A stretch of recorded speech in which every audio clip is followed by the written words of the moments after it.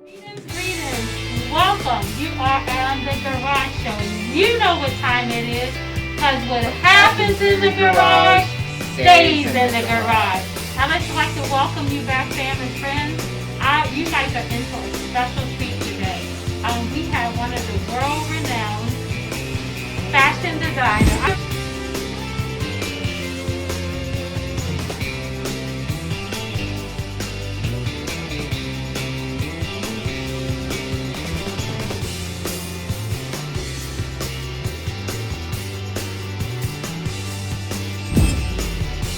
World-renowned fashion designer, Mr. Carlous himself in the studio today. Baltimore's very own artist. And I gotta say this. Do you mind showing off this piece? This is a Carlos Palmer original. Yeah, this is one of my this is one of my originals, La Ley de Graffiti, which is inspired by my trip to France. And I got graffiti pictures from different places in Paris, and then I did some artwork and I photographed it and I had fabric printed, and this is what the prints look like. I do a little bit of everything: dresses, leggings, jackets. This jacket was really popular. We showed it in Paris Fashion Week in last October. I know you have an upcoming event that's coming up. Yes, I am partnered with the Creative Alliance, and we are doing a seminar. The reason why this is so important to me is because what I'm seeing that I did not see when I was growing up. Help. Help. People are not really willing to help you in the fashion industry. There are some people that do, but you're going to have to do the work and find your own path. There are a lot of resources that people need in order to better have a better footing. I'm seeing a lot of businesses popping up with designers that have their own brand, which is a really good thing. But then you have a lot of designers that are really talented, but they don't know where to go. Like doing this business, you got to have a whole lot of working parts. You got to do your social media. You have to create a collection every 6 months. You've got to present that collection every 6 months. You've got to get that collection sold every 6 months. Learning where to go to get clothing manufactured is difficult. If you don't know where to go. So what this seminar is about is kind of educating people about the business, and something that I plan to do that most people don't do, and I think it's important. First of all, you got to be able to stay relevant. Okay. The fashion business is not about making a whole bunch of money. It is a serious business, and it is a way to get your brand or your name out there, to leave a legacy. Think about it. Every time that you dress someone, that is a memory that you've created. And so what this seminar is about is just to kind of have all of that stuff in perspective and give the participants a little bit of information so that they're able to go on through their business and learn a little bit about the industry, what it entails, some of the pitfalls. I mean, I have had some pitfalls, and that's, like, I don't like to have people focus on all the great stuff that goes on. This is a very lonely business. It can be ruthless. It can be thankless. You can go for years and not feel appreciated or recognized. You can put in all the work and still not be a household name, or nobody knows you. So if you're going in for those reasons, you might really need to assess why you're going in. Another very important area that I plan to cover is the emotional side of the business. What it does to people emotionally, because as an artist, when we're creating, we are basically putting a piece of ourselves out into the universe, and we leave ourselves open to either others loving it or hating it. or understanding it or not understanding it. And unfortunately, what most people come to us with is what they don't understand. So a lot of times the response isn't always as it should be, and it can sometimes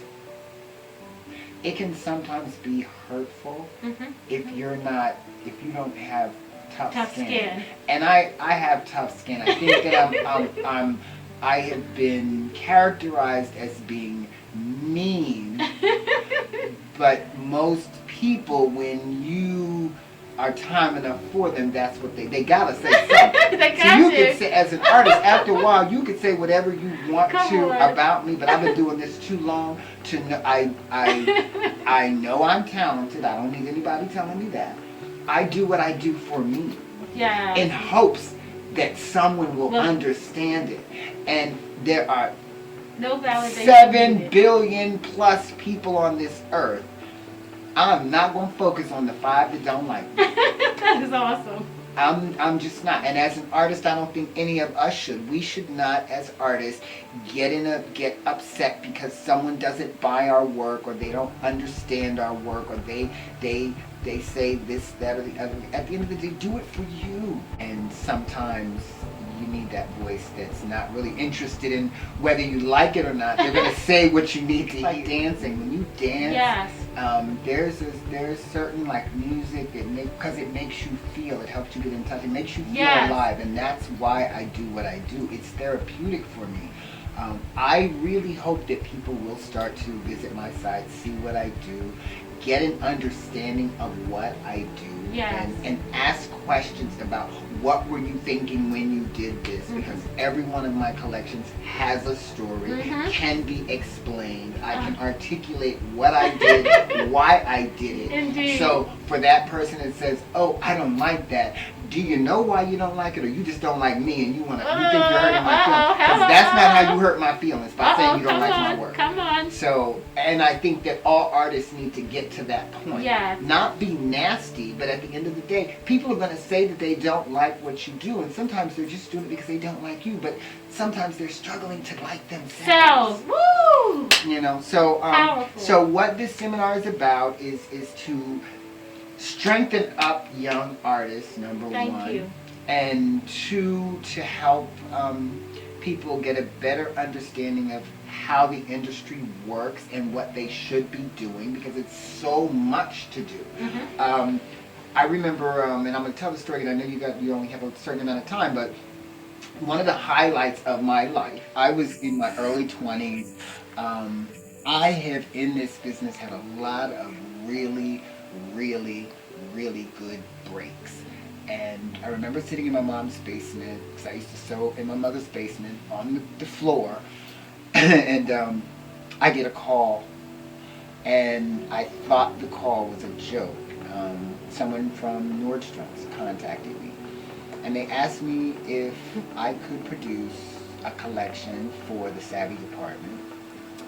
I was very excited, and I gave a quick yes, and thought about if I was going to even be able to do it later. But I had to do 85 pieces. I needed to find a contractor. I needed to find out how was I going to get the material, how was I going to produce this collection.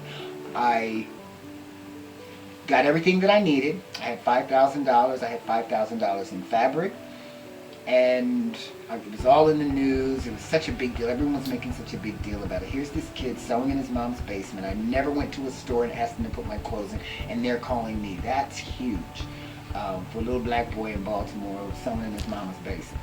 So I went to my first contractor, and I had probably maybe a month and a half to prepare for this. And I later found out the man that was my contractor ran off with all my money, all my fabric, all my patterns, and I had nothing. And I had 2 weeks to get 85 pieces of clothing into Nordstrom from a collection. But I had been doing this stuff all along. My clients, that's what they were buying from me.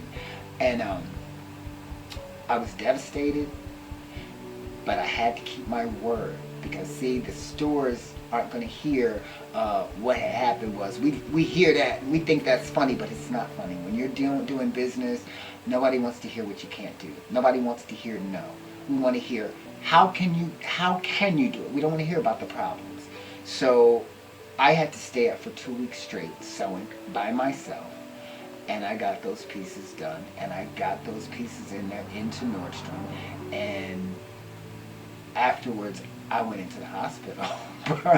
But the moral of the story is, you gotta get it done.